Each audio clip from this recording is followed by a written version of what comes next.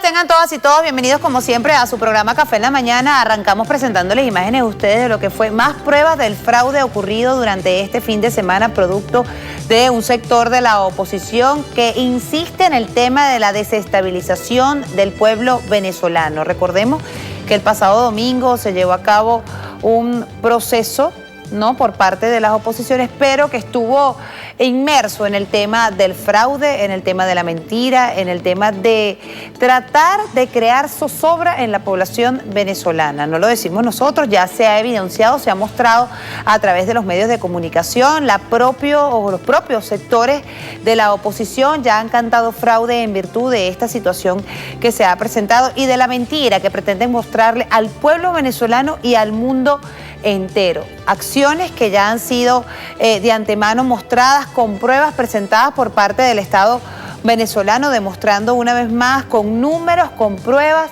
con señalamientos, la mentira y el fraude que se montó o que se creó. Esto, entre otras cosas, recordemos que viola, o lo destacaba el día de ayer el doctor Jorge Rodríguez, viola el Acuerdo de Barbados, un tema muy importante. ¿Por qué? Porque el Acuerdo de Barbados, uno de los puntos específicos y bien importantes que habla es el tema de las elecciones en cuanto al tema de la transparencia, de las auditorías, y esta situación, este evento que se presentó el pasado domingo, viola con todo eso acuerdo y más bien incentiva, ¿no?, la incertidumbre, la zozobra, la desestabilización del pueblo. Bueno, veíamos, ¿no?, escuchábamos el pasado domingo, habían personas incluso que ya empiezan a generar ese clima de agresividad producto de lo ocurrido este fin de semana. ¿Qué ha dicho el Estado venezolano? ¿Qué ha dicho el gobierno venezolano? Que no van a permitir bajo ningún concepto que se vuelva a crear esos ambientes de guarimba, de manipulaciones que se crearon en el año 2017. Eso no va a volver a Venezuela, por eso es que ya se están activando y ya se está desmontando. Lo decía ayer, lo veíamos ahí en pantalla, el doctor Jorge Rodríguez lo decía, lo mostraba, cómo con números, con cifras, ya se desmonta todas esas actuaciones y todo lo que ellos pretenden vender ante la comunidad internacional y pretenden decir, bueno, ya todo eso ha quedado desmontado. Vamos a ver cómo ha reflejado el diario Últimas Noticias esta información que decía ayer el doctor Jorge Rodríguez a través de su rueda de prensa. Fíjense, el diario Últimas Noticias dice lo siguiente: fraude de las primarias viola cuarto punto del Acuerdo de Barbados. El presidente de la Asamblea Nacional, el doctor Jorge Rodríguez, en su carácter de jefe de la delegación por el gobierno bolivariano en el proceso de diálogo con la oposición, solicitará a la Comisión de Verificación de los Acuerdos firmados en Barbados se reúnan para evaluar la situación debido a la violación del cuarto punto plasmado en el documento firmado. Rodríguez señaló que se convocará a la comisión de verificación porque lo que hubo el domingo 22 de octubre no fue una elección, fue otra vez un intento de llevar al país a la zozobra, a la inquietud, a la búsqueda de más sanciones en contra de Venezuela. Ese es el intento, esa es la jugada, denunció Jorge Rodríguez. De la misma manera informó que vamos a solicitar a la Comisión de Verificación de los Acuerdos firmados se reúna para evaluar esta situación porque el punto cuarto se está violando. Recordemos que este punto cuarto es denominado Acuerdo Parcial sobre la Promisión de Derechos Políticos y Garantías Electorales para Todos. Y dice de la siguiente manera, entre otras cosas, destaca esta: las partes procurarán que las condiciones electorales a las que hace referencia este acuerdo, es decir, auditoría del registro, auditoría de los votos, conteo de los votos, un elector, un voto, las 18 auditorías electorales, etcétera, sean igualmente aplicables para el resto de los procesos electorales que corresponda desarrollar. Entonces, destaca y denuncia el doctor Jorge Rodríguez este tema de que han sido violados. Este es uno de los puntos, el cuarto punto del acuerdo de Barbados. Hace esa solicitud a que sea verificada esta situación y muestra nuevamente cómo este tipo de acciones por parte de un sector de la oposición, un sector radical de la derecha venezolana y de la derecha internacional, pretende nuevamente crear esta sensación de zozobra. Escúchame, digo un sector de la oposición porque hay otro sector de la oposición que para nada está vista, que es opositor al gobierno bolivariano, sin embargo, sí cree, se apuesta en el tema democrático, se apuesta en el tema de los votos, del diálogo, del entendimiento. Veíamos y escuchábamos ayer cómo de pronto salían diputados de la Asamblea Nacional del sector opositor alzando su voz y cantando fraude ante esta situación, incluso del mismo sector que llamó a votar o a participar en esta actividad el pasado domingo. Ese mismo sector cantaba fraude porque se sentían que sus acciones estaban siendo violentadas, es decir, se sentían traicionados, se sentían manipulados ante esta situación que llevaba un grupo de este sector de la llamada oposición radical. Entonces hay que estar bien pendiente. En este sentido, el doctor Jorge Rodríguez destacaba incluso al ver cómo había sido manipulada este informe. Mira, vemos cómo eran contados los votos, cómo se filtraban incluso llamadas telefónicas donde se decía súmale 100 o quítale a este o ponle a aquel.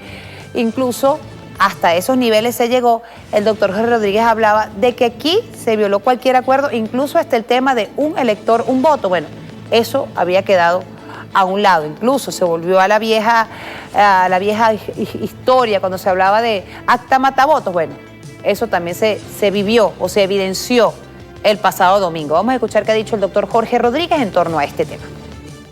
Es decir, no se garantizó el principio universal de una elección, que es un elector, un voto.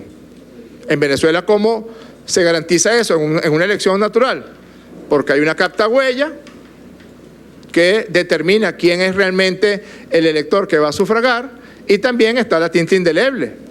Las oposiciones se cansan de pedir la tinta indeleble para las elecciones y les hemos dicho muchísimas veces que solamente con la identificación biométrica de la huella es suficiente, pero como ellos lo pidieron, nosotros dijimos sí, no hay ningún problema, y colocamos en las elecciones de alcaldes y gobernadores del año 21 la tinta indeleble. Aquí no solamente no había tinta indeleble, no había captahuella, no presentaban la cédula de identidad, sino que una persona podía ir y podía votar varias veces en un centro de votación, y de allí se iba a otro centro de votación y podía votar varias veces, y de allí a otro y podía votar varias veces. No se garantizó ni remotamente el principio universal de que un elector, un voto. Y los dejaban allí en el centro de votación en busca de la foto. Por eso que no se puede decir que lo ocurrido el pasado domingo era un proceso electoral, porque se violaron muchísimos principios en este sentido. Fue un acto de un sector de la oposición, pero que se evidenció el fraude que este llevaba, ¿no? Que este englobaba. Vamos a ver otras situaciones que se presentaron el pasado domingo. Fíjense, ahí está. Se tenía previsto, según lo habían destacado este sector de las oposiciones, se tenía previsto unos 3.010 centros de votación, de los cuales solo se instalaron el 72%, es decir, unos 2.216 centros. El promedio de electores estuvo entre 7 y 11.000 por cada centro de votación. Fíjense, se calcula, estos son datos que se sacan, datos de promedio, 2 minutos por persona por cada voto, ¿no? Por cada elección, durante 10 horas de votación. Eso da un sistema manual, tomando en consideración que el sistema es manual, un total de 598.350 electores.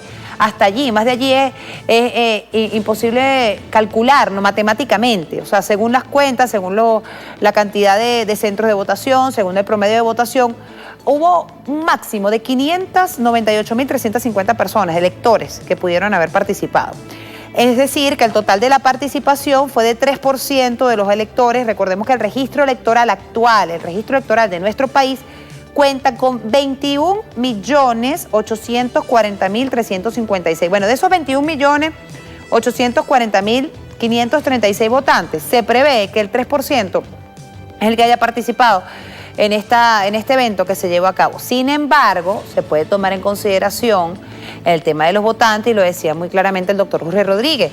La persona podía votar 1, 2, 3, 4 veces, la misma persona, porque no había conteo, no había validación alguna, ni verificar si efectivamente esa persona cuántas veces había votado. Es decir, entonces, que incluso hasta ese 3% entra en duda, porque se habla del 3% de votación, no el 3% del número y del total de electores. Entonces, hasta ese 3% entra en duda. Fíjense, esto lo dice el doctor Jorge Rodríguez, y se podrá decir, bueno, claro, el doctor Jorge Rodríguez lo dice porque es diputado y él forma parte del gobierno bolivariano, pero no solamente. Por parte del sector del gobierno bolivariano se alza la voz en tema de este fraude que ocurrió durante este fin de semana. También ocurre desde el mismo lado del sector de la oposición, y no del sector de la oposición que cree en la democracia, no, del mismo lado del sector que participó en esta actividad que se llevó a cabo el domingo. Vamos a escuchar la rueda de prensa, un extracto de la rueda de prensa que llevaba a cabo, que dijo Nelson Rampensar, que es el técnico de la Comisión Nacional de estas primarias. Fíjense, él destacó y él reconoció que no fueron a votar más de 520.000 personas, lo dice él mismo. Él es un técnico de la Comisión Nacional de las Primarias, o sea, forma parte de ese grupo. Bueno, él destaca eso, vamos a escuchar. El problema es que no fue, que es lo que estoy diciendo, no fue a votar más de 520.000 personas a ese evento, y se está maquillando la cifra a una cifra que son inauditas. Porque entonces le comento la siguiente pregunta. Yo no dije que en una mesa de la primaria votó 478.000 personas. Yo dije en promedio, y el promedio se saca dividiendo el número de votos que dice el doctor Casal que se tiene acumulado entre el número de mesas. Eso es 1.500.000 y tanto, ¿no? Entre 3.331 mesas. Eso da 478. En promedio, en cada mesa debió haberse votado por lo menos 478. Pero hubo mesas donde pudieron haber votado 100, y en otras mesas debieron haber votado 800 o 1.000 personas. Eso no es verdad. A eso es lo que yo me refiero. Y que en un minuto, para hacer el voto, todos los especialistas en estadística y los planificadores saben que, de acuerdo a la teoría de cola, eso no es posible. Una sola cola para una mesa que voten ahí 500, 600 personas. Eso no es verdad. Y eso es un engaño a la sociedad. Eso es un engaño a la sociedad. Lo mismo lo dice el mismo técnico de la Comisión Nacional de Primarias. Imagínense el tamaño, el tamaño fraude que hay allí, que él mismo dice, mira, es insostenible esto que pretenden mostrarle a la comunidad nacional e internacional, que pretenden decir que votaron no sé cuántas personas, cuando la realidad es totalmente diferente, la realidad es otra, lo muestra él allí, con números, ¿no? Con cifras. Eso es importante. Bueno, estas personas que pretendieron crear este show el pasado fin de semana, es decir, el día domingo, y es lamentable porque hay sectores de la oposición, hay un pueblo que es opositor, que cree en estas personas, que apuesta a estas personas. Entonces van de buena voluntad, van a ejercer esta actividad que se llevó a cabo el domingo, y luego se encuentran con estos resultados, ¿no? Entonces, ¿en quién creen? ¿No? Pensarán en esos mismos sectores de la oposición, que son personas, es el pueblo, ¿no? El pueblo que tiene la libertad de creer en quien quiera creer. Bueno, ellos, este sector de la oposición cree en ellos, y mira con lo que les sale. Bueno, fíjense, este sector de la extrema derecha de la oposición que creó esta situación este pasado fin de semana, el domingo, bueno, ese mismo sector es el que pide sanciones, es el que pide bloqueos, es el que pide que se sigan intensificando estas medidas coercitivas al pueblo venezolano, que muchos incluso de estas personas no están ni siquiera acá en Venezuela, sino que son desde afuera, piden las sanciones, piden el bloqueo. Bueno, y estas mismas personas son las que pretenden, que quieren, ¿será que viven de eso?, desestabilizar al pueblo venezolano con el tema de las guarimbas. Son esas mismas personas. Las mismas personas que en el 2017 crearon todo eso, fueron las que hicieron este fin de semana esa actividad. Eso lo dice también el doctor Jorge Rodríguez. Vamos a escuchar. Los mismos que en el año 19 pusieron a un imbécil a autojuramentarse en la plaza Alfredo Sadel de las Mercedes, en el municipio Baruta, los mismos que violaron esta Constitución en todos los artículos referidos a la voluntad popular que se ejerce de manera directa por la vía del voto, los mismos que montaron una pantomima para permitir que nos robaran nuestros activos en el extranjero, para permitir que nos bloquearan nuestras costas, para impedir que pudiéramos producir y exportar petróleo, para impedir que Venezuela pudiera tener una vida normal. Los mismos que montaron ese tinglado para que pudiera la administración de Donald Trump agredir de manera brutal a todo el pueblo de Venezuela, a todas sus mujeres, a todos sus hombres, a todas sus niñas, a todos sus niños. Una especie de castigo colectivo que está completamente proscrito en todas las normas del derecho internacional.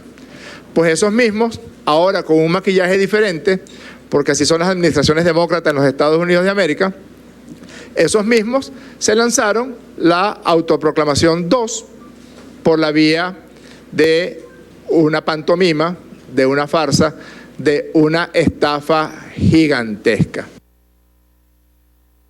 Así es. Ahora la gran pregunta, ¿qué se busca detrás de todo esto? ¿Cuál es la intención o la verdadera intención de generar zozobra? Recordemos que el año 2024 viene un proceso electoral presidencial. Ya está acordado, incluso entre los acuerdos de Barbados se estableció que el proceso electoral presidencial se va a desarrollar en el segundo semestre del año 2024. Entonces, pretenden generar ese clima de desestabilización, de zozobra.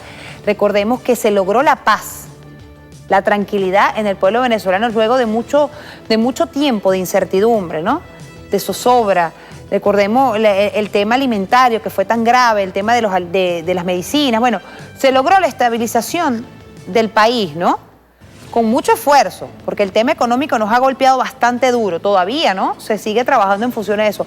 Pero logramos decir, oye, Venezuela está en paz, los venezolanos estamos en paz. Pareciera que hay sectores que eso no le gusta, ¿no? Que le molesta, que le incomoda, que los venezolanos estemos en paz, que estemos tranquilos. Entonces, bueno, vamos a generar otra vez. ¿Será que se alimentan, ¿no?, de eso? ¿Será que tienen algún beneficio, ¿no?, por crear climas de desestabilización y de zozobra en Venezuela? Bueno, pretenden generar nuevamente esa situación. Volvemos otra vez al mismo tema. Incluso, no lo digo yo, no lo dice el doctor Jorge Rodríguez, lo dice el propio sector de la oposición.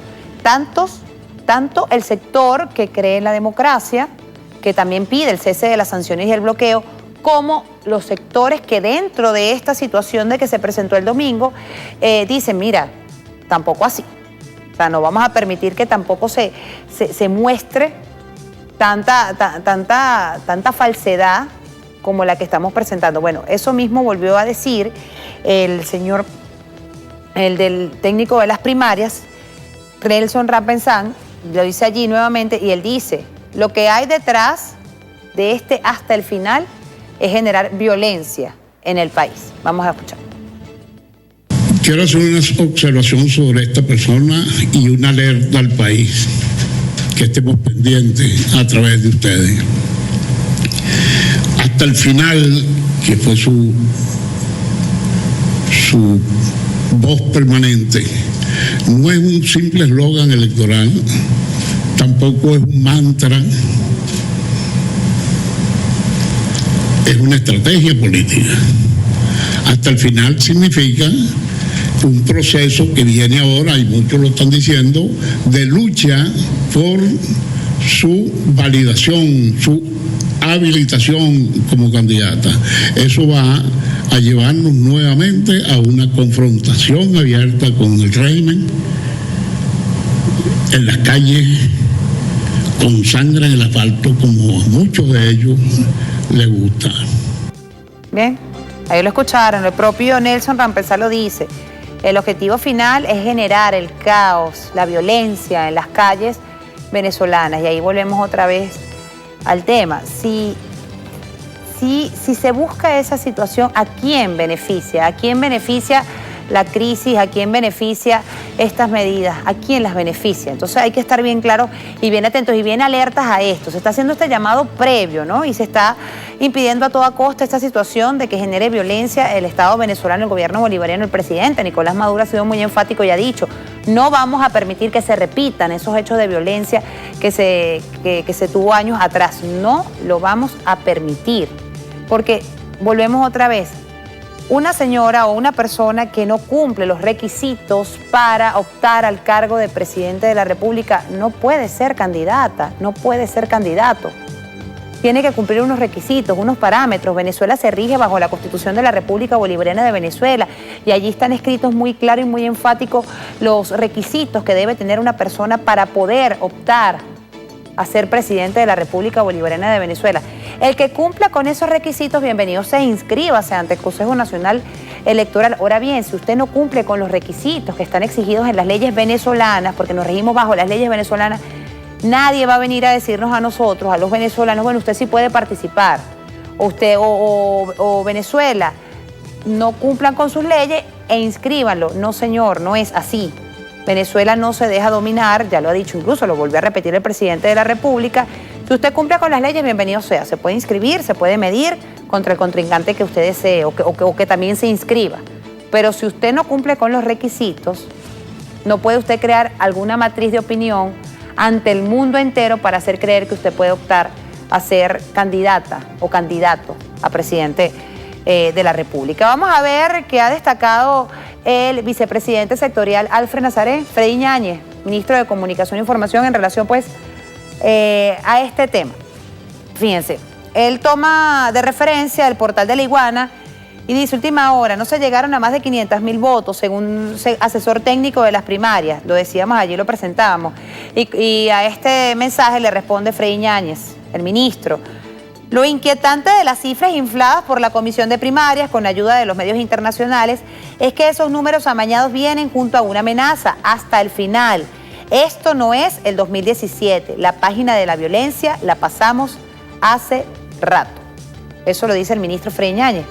Y vamos a recordar lo que ha dicho el presidente de la República en relación a este tema. Incluso hizo una intervención bastante importante, interesante, la primera combatiente en el programa del presidente Nicolás Maduro, con Maduro Más, el pasado lunes. Y allí la primera combatiente hacía una reflexión bastante importante. La trae a colación nuevamente el jefe de Estado a través de su cuenta de la red social X. Vamos a ver, fíjense lo que ha publicado el jefe de Estado. Extraordinarias palabras de Silita, y con ella me sumo al llamado a las y los venezolanos que participaron en las primarias, entre comillas, a no dejarse engañar, a no ser parte de un chantaje que pretende validar un fraude o quemar el país. Defenderemos la Constitución y las leyes con un pueblo consciente y movilizado. Venezuela es inchantajeable. Vamos a recordar qué dijo la primera combatiente el pasado lunes en el programa con Maduro Más a propósito de este tema. Estábamos viendo todo lo que fue este show que presentaron ayer en unas mal llamadas primarias, y uno se pone a evaluar, ¿no? Lo primero es que aquí este pueblo de Venezuela, si algo sabe, es de elecciones. Tiene cuántos años votando en un sistema automatizado, transparente, confiable, seguro. El pueblo sabe cómo se vota y cómo protege siempre y cómo ha protegido su voto. Entonces, lo que ayer fue convocado, eso no se puede llamar elecciones. El que fue a votar allí de buena fe, nosotros hemos hablado con varias personas que fueron y participaron y efectivamente decían: eso no se parece nada a un proceso electoral. Para nada era una elección. Allí no había ningún tipo de seguridad, ningún tipo de transparencia, si llevaban cédulas, si no llevaban cédulas, si aparecían en una lista o no aparecían, daba lo mismo, si votaban una vez o votaban otra o iban a otro sitio. O sea, no había ningún tipo de control Y eso lo vio la misma gente que fue para allá. Que aplicaron la operación Morrocoy de temprano, lo decían todos, que no abrían los centros, que nuclearon los centros que tenían ellos, que ya de por sí eran pocos. Sin embargo, los nuclearon para presentar más electores y presentar una foto, porque ellos lo que querían era una foto. Y la consiguieron, entonces tenían una cola de personas allí en una operación Morrocoy. Y bueno, y la gente allí, militantes, muchos de oposición, allí estaban acompañando pues a sus dirigentes. Y eso se respeta. Pero nosotros nos dimos cuenta ayer, presidente, de por qué esta gente no quiso el acompañamiento del Consejo Nacional Electoral. ¿Por qué rechazaron ese acompañamiento? Porque precisamente ellos tenían esto planificado. Ellos sabían cuál era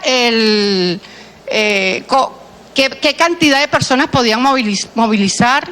Y como ellos no querían en verdad que se supiera la verdad, sino presentar una verdad que es la de ellos, que era el fraude, pues por eso no aceptaron el acompañamiento del Consejo Nacional Electoral y se fueron por esta vía que ellos dicen, la manual de acta, mata, voto. Porque eso fue lo que vimos allí, sustituyendo un proceso electoral para presentar ese gran fraude. Pero a la final, presidente, este pueblo sabe, todo el mundo aquí vio lo que pasó, saben cómo se vota, saben que eso fue un show. En el exterior a lo mejor pueden creerle a ellos, no sé cómo le pueden creer, deberían hacer un poquito más de investigación porque viven engañándolos. Y finalmente lo que podría decir es que esos resultados que ellos no se atreven ni siquiera a decir por completo porque no saben, porque están enredados, no resisten el mínimo análisis ni jurídico, ni legal, ni matemático, ni real. Entonces, ante un fraude que estamos viendo que fue consumado un fraude en el día de ayer, lo que diría es que allí están las instituciones, las autoridades. El fraude es un delito, pues que los responsables del fraude respondan ante las autoridades por ese delito que han cometido ayer y es contra el pueblo, pues. Pero este pueblo no se va a dejar hacer trampa y este pueblo sigue con la confianza ahora más que nunca en el Consejo Nacional Electoral porque saben que es el único que garantiza aquí elecciones confiables, transparentes y que verdaderamente se exprese en los resultados lo que es el voto, el ejercicio del voto. Así que eso es.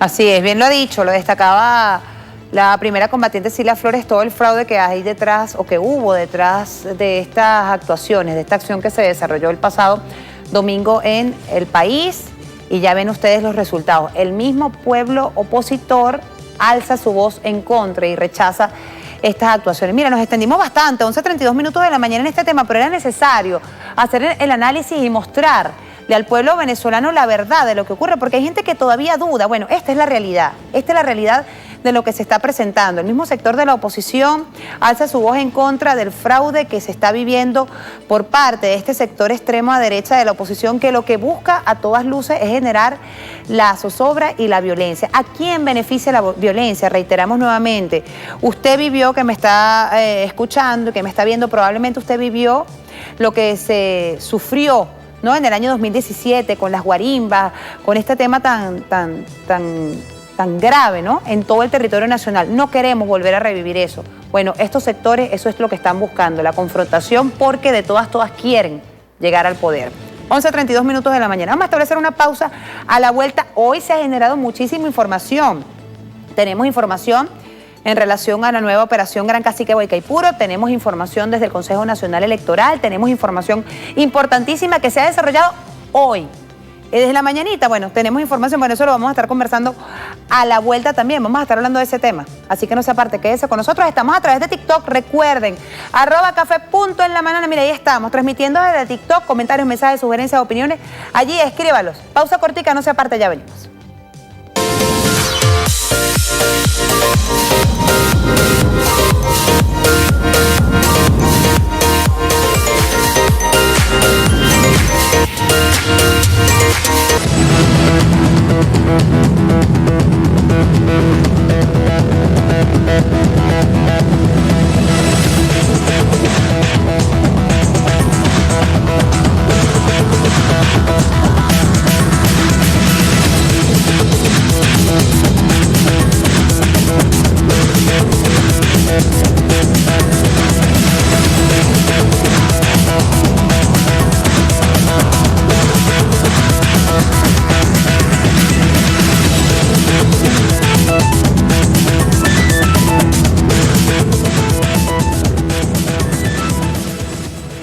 Ajá, imágenes de lo que ocurrió la madrugada del día de hoy con esta operación Gran Cacique Guaycaipuro que se desarrolló en esta oportunidad en el centro penitenciario Tocuyito, ubicado en el estado Carabobo. Nuevamente, el Estado venezolano se hace valer, ejerce su fuerza en este penal que lamentablemente también estaba siendo acosado. Tenía allí en el poder el tema de las bandas, el tema del control de armas, el tema del narcotráfico. Nuevamente el Estado venezolano se pone al frente y ejerce esta operación con total éxito. Eso está ocurriendo en la madrugada de hoy. Recordemos que también ocurrió lo propio en el centro penitenciario Tocorón, ubicado en el estado de Aragua. Bueno, ocurre ahora en Tocuyito. Allí estuvo el vicepresidente sectorial Remigio Ceballos Hichazo, estuvo al frente de todas estas operaciones. Vamos a escuchar qué dijo. Destacaba, entre otras cosas, que fue un total éxito y el gobierno bolivariano toma el control del centro penitenciario Tocuyito. Vamos a escuchar.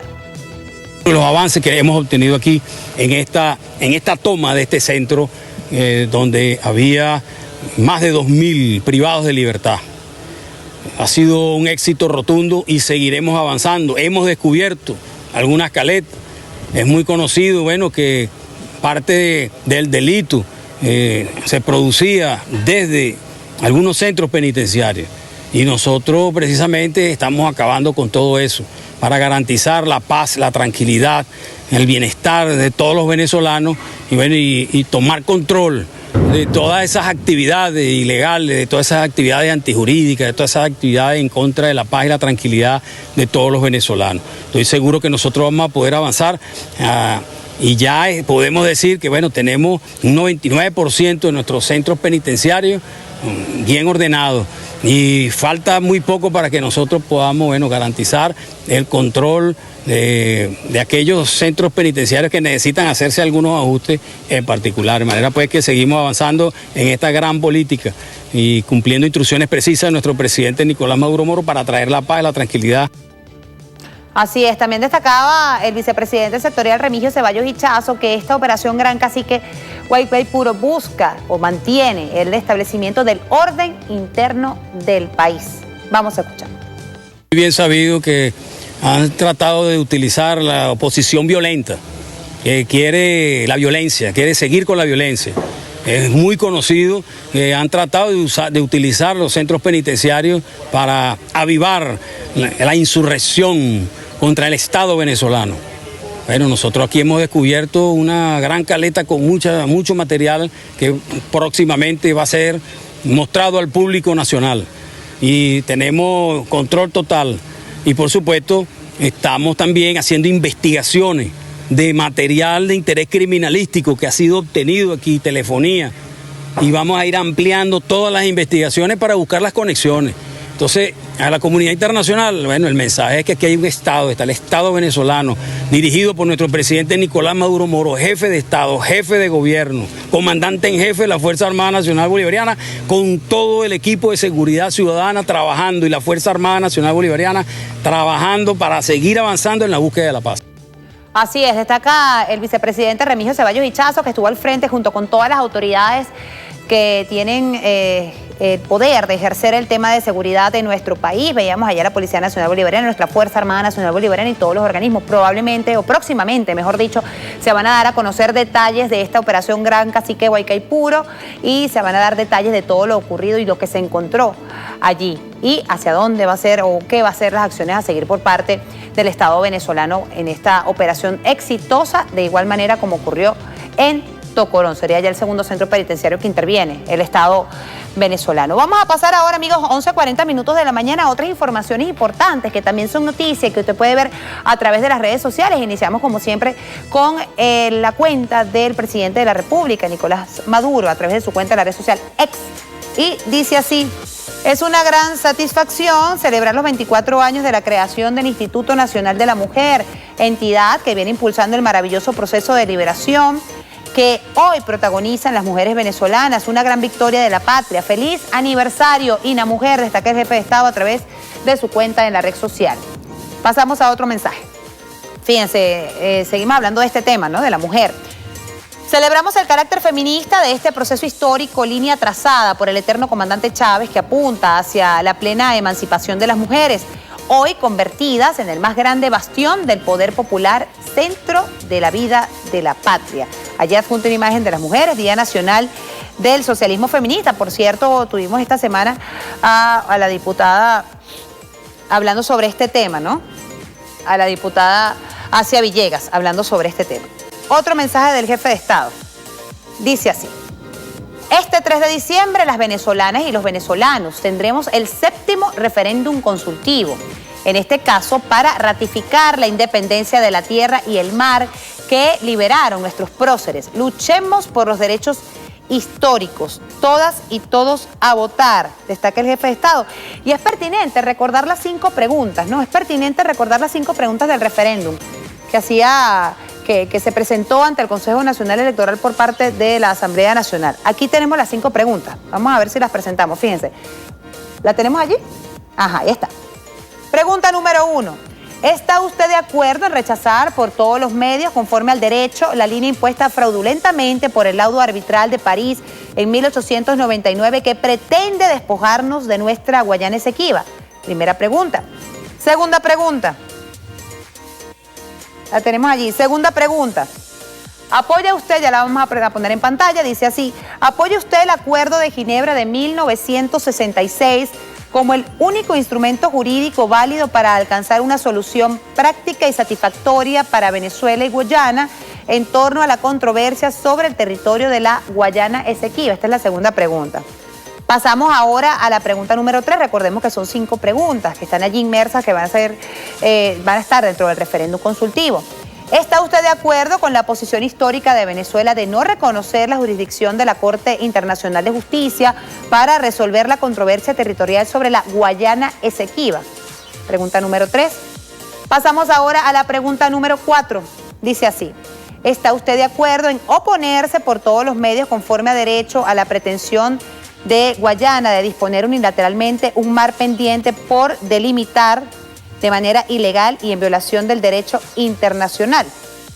Y la quinta y última pregunta de este referéndum, que se va a estar preguntándole a todas y a todos los venezolanos el próximo 3 de diciembre, dice de la siguiente manera, ya la tienen en pantalla, dice así: ¿está usted de acuerdo con la creación del Estado de Guayana Esequiba y se desarrolle un plan acelerado para la atención integral a la población actual y futura de ese territorio, que incluya, entre otros, el otorgamiento de la ciudadanía y cédula de identidad venezolana, conforme al acuerdo internacional, el Acuerdo de Ginebra y el derecho internacional, incorporando en consecuencia dicho Estado en el mapa del territorio venezolano? Esa sería la quinta pregunta que está inmersa allí y que, por supuesto, todas y todos los venezolanos debemos ir a votar este próximo 3 de diciembre. Seguimos comentando información importante que se genera a través de las redes sociales y vamos inmediatamente a presentarlo. ¿Lo tenemos allí? Próximo mensaje. A ver, vamos a presentarle el mensaje que publica la vicepresidenta Delcy Rodríguez. Tenemos el Twitter de la vicepresidenta, o el ex de la vicepresidenta Delcy Rodríguez. Dice así: breve recordatorio histórico a propósito de este tema. A Guyana, Venezuela nunca, jamás le ha reconocido a Guyana el territorio de la Guayana Esequiba. Cuando Venezuela reconoció a Guyana como república independiente de la corona británica, hicimos reserva expresa indicando que el territorio de este nuevo estado es el ubicado al este del margen de la derecha del río Esequibo. Nuestra reserva es clara: la Guayana Esequiba es venezolana y su límite es el río Esequibo. Ahí está. Y a propósito de esta situación tan importante y de lo que estamos conversando, fíjense cómo vamos nosotros evaluando este tema de la Guayana Esequiba, cómo seguimos avanzando y trabajando en función a este tema tan importante. Y estamos hablando del tema, de la importancia que tiene que ver la independencia, la soberanía de nuestro país. Y un punto importante y a favor de ese tema de la independencia y la soberanía de nuestro país tiene que ver con las comunas, con los consejos comunales, porque Venezuela y el Estado venezolano, el gobierno bolivariano, le ha dado importancia principal al tema de las comunas, al tema del poder popular organizado. Y ese tema vamos a estar conversando con nosotros, con nuestro invitado, a quien agradecemos que esté con nosotros acá. Estamos hablando de Jesús García. Él es comisionado de la comuna del Partido Socialista Unido de Venezuela, comisionado comunal del Partido Socialista Unido de Venezuela. Y vamos a conversar sobre la creación de la Corporación Nacional Hecho en Comuna. Fíjense, hablamos del tema político, hablamos del tema de independencia, de soberanía. Por cierto, a propósito de esta actuación de la Guayana Esequiba, estaba hoy activándose esta comisión, estaba el ministro Vladimir Padrino López, el ministro en el Consejo Nacional Electoral reunido con los entes rectores a propósito de esta votación que se va a estar desarrollando el próximo 3 de diciembre. Estamos aquí, gracias Jesús por estar con nosotros. Y el tema muy importante, ¿la comuna se pone o se mantiene como prioridad para el gobierno bolivariano? Así es, muchas gracias por la invitación. Agradecido a todos los usuarios de Café en la Mañana que nos ven por estas cámaras. Y sí, es un aliciente para los comuneros, para las comuneras del país, ser partícipe de un acto tan bonito, tan hermoso en el marco del golpe de timón, de los 11 años del golpe de timón, de aquel discurso memorable del comandante Chávez con nuestro presidente Nicolás Maduro, quien una vez más, a pesar de las adversidades que le ha tocado enfrentar en todo lo que ha sido su gobierno, sigue apoyando de manera irrestricta a las comunas y los consejos comunales como la bandera de la construcción del socialismo en lo territorial. Y también en esta nueva etapa de la revolución bolivariana, apoyando todo lo que tiene que ver la economía comunal, en este caso con la creación de esta corporación que viene a impulsar todo lo que ha venido construyendo el Ministerio del Poder Popular para las comunas y las comunas productivas del país, que son los circuitos económicos comunales, que tienen una gran gama de productos. Fue mostrado en ese acto, el presidente por poco pudo levantar la cesta de Hecho en Comuna, que bueno, tenía allí desde café, el mejor café del mundo, el hecho en Venezuela, el hecho en Comuna, hasta uniformes escolares, en fin, una serie de productos, una gama importante de productos que viene de las manos comuneras, de nuestro pueblo constructor, de nuestro pueblo que manufactura todo lo que tiene que ver con bienes y servicios y alimentos para la población. ¿Cuáles son los beneficios que le va a traer a las comunas, a los consejos comunales, esta creación de esta corporación, tomando en consideración que se va a mostrar y se va a ofrecer todas las cosas que se hacen, como yo siempre digo aquí en el programa, las cosas buenas, bonitas y positivas, ¿no?, que hacemos acá en Venezuela? Bueno, lo decían las voceras que estaban allá en ese acto en el Poliedro de Caracas, lo decían muy bien. Miren, las comunas en este momento histórico no escapan de todo lo que ha sido el crecimiento de nuestra economía a partir de la diversificación de la misma. Esa diversificación de la economía también nutre el poder comunal y le da a Venezuela la capacidad de exportar no solo petróleo a los países aliados que siguen confiando en Venezuela como un país productivo, sino también otra serie de elementos que son importantes para la vida, no solamente de nuestro país, sino de otros pueblos. En este momento, esta creación de los circuitos económicos comunales viene a potenciar no solamente las comunas, una comuna productiva que se puede encontrar en algún estado, en alguna provincia, en algún sector, sino además una serie de comunas que tienen la misma capacidad productiva, ya sea del café, ya sea del maíz, ya sea en lo textil, y viene a potenciar todo lo que son esta gama de productos de manera que puedan incorporarse al mercado, bien lo decía el presidente Nicolás Maduro, buscar la forma en la cual las comunas sean partícipes de las compras públicas del Estado, y eso solo es posible en la unión programática y en este sentido en lo económico de las comunas y los consejos comunales que tienen potencialidades productivas en el país. ¿De cuántas comunas productivas estamos hablando que actualmente cuenta el Estado de Venezuela, el país, ¿no?, nuestro país? ¿Y cuáles son esos rubros que mayor importancia tienen o que más se mantienen dentro de las comunas? Bueno, solamente marcado en los circuitos económicos comunales ya hay más de 100 comunas trabajando en todo lo que tiene que ver con los circuitos, entendiendo que hay comunas que quizás aún no han entrado en los circuitos. Esto sin hablar de las que aún no están, como decimos coloquialmente cuando hablamos de este tema, incircuitadas, ¿no? Pero ya hay un grupo importante. Fíjese lo que ha venido ocurriendo en Morán, ¿no?, en el estado Lara, en el cual esos compañeros recibieron un financiamiento del Banco Bicentenario importante en divisas y ya lo pagaron. Entonces ahí rompen con ese mito de que la economía comunal no es buena paga o no se produce lo suficiente como para abastecer a un pueblo o quizás no tenga la posibilidad de exportar su producto que no sea de calidad. Y el café Cardenal en este caso no solamente es de calidad, sino que ha logrado unir una gran cantidad de productores en el marco de sus consejos comunales, desde sus GPS, de sus UPF, para producir mucho más la experiencia. Ejemplo de la harina Ticoporo en Barinas, que era una planta que había quedado en abandono y fueron los comuneros, las comuneras las que la tomaron y fueron justamente beneficiados con esa transferencia que le hizo el presidente Nicolás Maduro en ese acto con el Poliedro para que sigan produciendo harina no solamente para Barinas, sino hasta Caracas ha llegado esa harina, porque además otra de las cosas que estamos generando a través de las transferencias de competencias, de la transferencia de espacios como los mercales, como los pedevales, para que estos productos también sean distribuidos, no solamente en los consejos comunales de manera personalizada o familiar a través de los CLAP también, sino que puedan tener un espacio físico en el cual puedan ser distribuidos. Usted nos habla del tema del financiamiento, otro acompañamiento de la edad del Estado venezolano a los consejos comunales, a las comunas productivas que se meten, ¿no?, en este mundo de la productividad en el ámbito económico y que beneficia a la comunidad. ¿Cuál es ese acompañamiento que le da el Estado? Aparte del tema del financiamiento. Bueno, en múltiples, ¿no? Nosotros en Caracas, por ejemplo, tenemos una experiencia bien interesante en el cual no solamente hemos tocado el tema productivo desde los alimentos y desde los uniformes, en este caso que va muy bien en Caracas, una producción importante de uniformes en Caracas, sino además en el tema de los bienes y servicios, en lo que tiene que ver con la infraestructura. En Caracas hemos impulsado un plan que lleva por nombre Plan de Acción Territorial y que desde ese plan se vienen aunando el apoyo técnico y de materiales de construcción a más de 70 comunas desde el año pasado. Y ya va casi el 50% de obras inauguradas hechas por el Poder Popular a través de las brigadas comunitarias que se han constituido para llevar adelante toda esta serie de obras en la ciudad.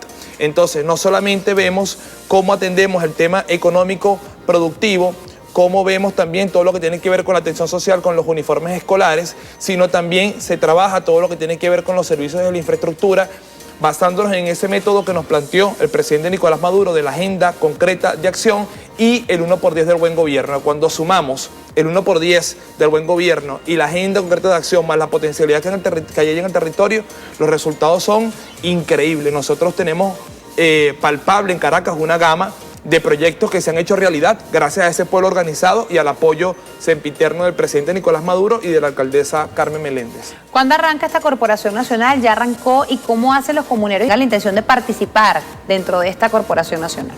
Bueno, ya se vienen haciendo, como le decía, una serie de trabajos en todo lo que tiene que ver con el acompañamiento técnico, la orientación, la formación en materia económica, porque ya existen circuitos productivos. Ahora bien, en todo el país hay oficinas, enlaces del Ministerio de las Comunas, de SAFONAP, de FONDEMI, que muy bien pueden atender a estas comunas e incorporarse a todo lo que tiene que ver con los circuitos económicos comunales, porque además hay una herramienta que viene apoyando al Poder Popular, al Poder Comunal, que es el Sistema 5, ¿no?, a través del Consejo Federal de Gobierno.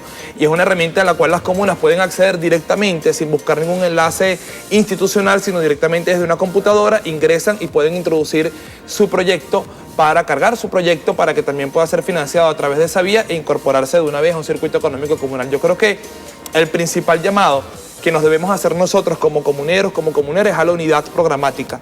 Es a entender que solo unidos podemos ser partícipes de la economía nacional, que solo unidos podemos tener incidencia en el Producto Interno Bruto del país y solo unidos en este momento histórico de crecimiento económico del país podemos también ser parte del apoyo que requiere no solamente la patria, sino un presidente que ha sido valiente en materia económica y en todo lo que ha significado el combate al bloqueo que nos ha puesto el imperio.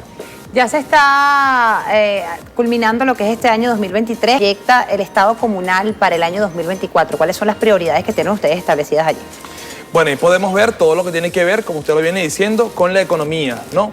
Pero además está en debate la ley orgánica de comunas, está en debate una nueva ley orgánica del sistema económico comunal y una ley orgánica de comunas y una ley orgánica del sistema comunal que debe anclarse a los nuevos tiempos, a la Venezuela de hoy en día y a la Venezuela del futuro. Una Venezuela que diversifica su economía y que potencia no solamente la raíz petrolera que siempre nos ha impulsado, sino nuevos rubros, nuevas capacidades económicas. Y en ese sentido, también debemos ver cómo fortalecemos el cogobierno, ¿no?, y cómo los parlamentos comunales logran ser lo que siempre hemos querido, una gran red de gobierno. Ahí está la figura de los gabinetes comunales, que el presidente nos ponía una meta de que en octubre del 2024 ya estén conformados por cada municipio un gabinete comunal y exista esa relación tan necesaria entre el gobierno y la comuna, siempre con la planificación por delante, en lo cual creemos que es clave para que cada uno de los problemas que tiene la comunidad, que tiene la comuna, puedan ser resueltos de manera eficiente y eficaz.